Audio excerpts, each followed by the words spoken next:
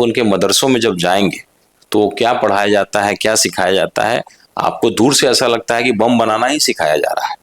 तो एक हिंदू होने के नाते जब मैं उनसे जुड़ता हूँ, नजदीक जाता हूँ, तो सच्चाई समझ में आता है। थाना पुलिस में पैरवी करते हैं किसी मुसलमान का तो बड़ा खराब अंदाज में बोला जाता है किन लोगों के चक्कर में पड़े हैं। मैंने वो मुसलमान है तो आपने पहले ही मान लिया कि वो दोषी होगा, वो आतंकवादी होगा। तो इस तरीके से देखा जाता है। पाकिस्तान का मैच हो क्रिकेट का या इंडिया पाकिस्तान में युद्ध की बात हो, हर मुसलमान को एक संदेह की नजर से देखा जाता था।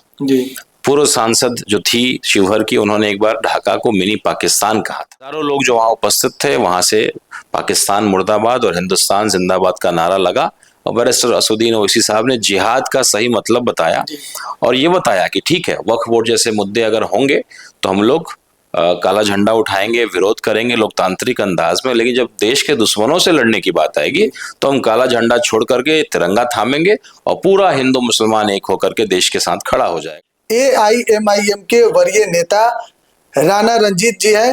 सर, सबसे पहले आपका स्वागत। बहुत बहुत शुक्रिया हिमांशु जी। क्या कुछ कहिएगा? सबसे पहले तो हम बात करेंगे कि ढाका से इस बार आप उम्मीदवार यहाँ से तो अनाउंस करके चली गए, आपके पार्टी के जो सुप्रीमो हैं, तो अब तैयारी कैसा है आपका? लगातार निरंतर हम लोग तो लोकसभा चुनाव से मेहनत जो शुरू किया है वो लगातार जारी है और उसी मेहनत को देखते हुए मुझे मालूम भी नहीं था कि मुझे कैंडिडेट की घोषणा मुझे किया जाने वाला है।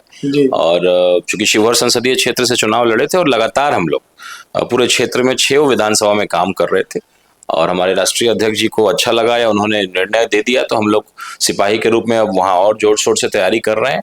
और जो ढाका का माहौल था वो कहीं ना कहीं हिंदू मुसलमान पे चुनाव अंत में आकर के टिक जाता था।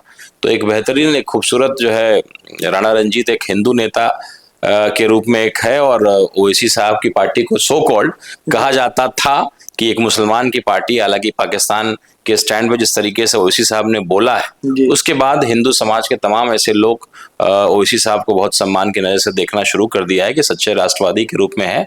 मुसलमानों की बात कोई नहीं करता है इसलिए वो करते हैं। और आप अगर गार्जियन किसी समाज के हैं और अपने समाज की ही बात नहीं कर पाइएगा तो कहीं ना कहीं ये किए है। और मैं राजपूत समाज से आता हूं और कहीं ना कहीं मुस्लिम और राजपूत आज सबसे पिछड़ा माना जा रहा है। आज इतने सारे सांसद हैं बिहार से लेकिन एक भी मंत्री नहीं बनाया जाता है। आप फ्रंट कुर्सी में किसी भी पार्टी में किसी राजपूत को नहीं देखिएगा।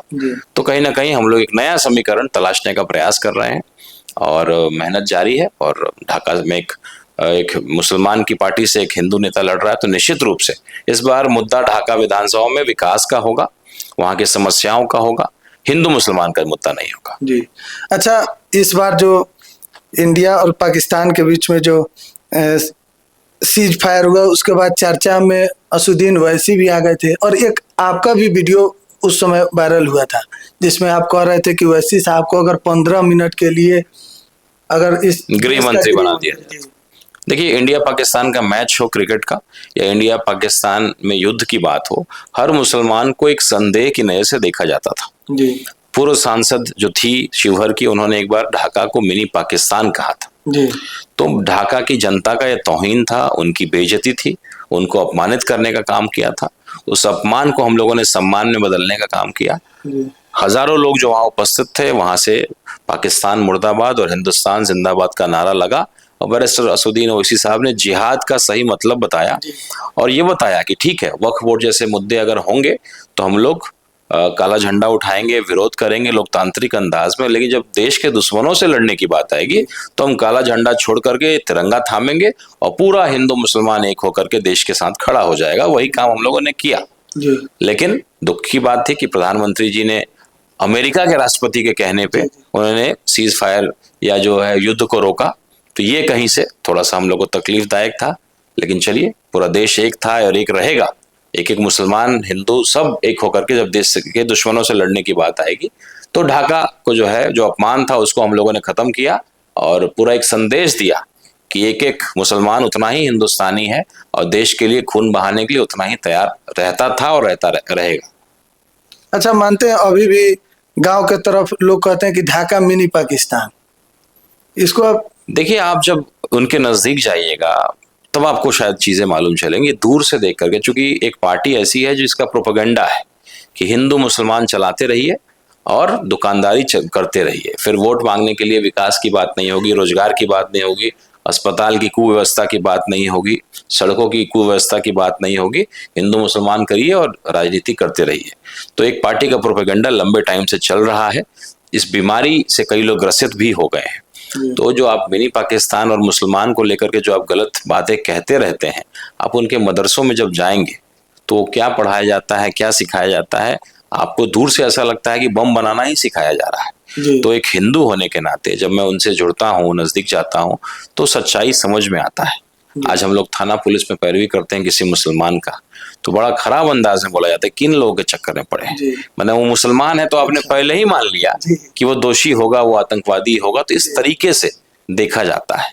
आज देखिए ना, ईरान और इजराइल की लड़ाई में हमें क्या लेना देना है भाई? हम अपने देश के सौहार्द को बना के रखें, लेकिन चूंकि ईरान मुस्लिम कंट्री है तो उसके विरुद्ध जो होगा उसके, तो यहाँ भी प्रोपेगेंडा चलाने का प्रयास किया जा रहा है।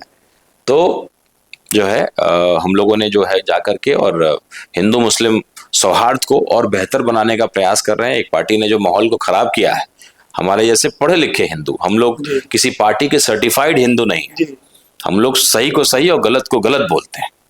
तो वो करने का हम लोग प्रयास कर रहे हैं। और बैरिस्टर असुद्दीन ओवैसी साहब पढ़े लिखे व्यक्ति, मैं खुद इंजीनियरिंग MBA मैंने किया हुआ है। अख्तरुल ईमान साहब जैसे ईमान के पक्का, जिनको करोड़ों रुपए का ऑफर मिला, मंत्रालय का ऑफर मिला, लेकिन उन्होंने उसको लात मारा। तो इतने सिद्धांत वाले लोग के अधीन रह करके उनके सरपरस्ती में मुझे राजनीति करने का मौका मिल रहा है, ये मेरे लिए बहुत गर्व का विषय है। और AIMIM जिस पार्टी से मैं जुड़ा हूँ, इसका भविष्य बहुत उज्जवल है।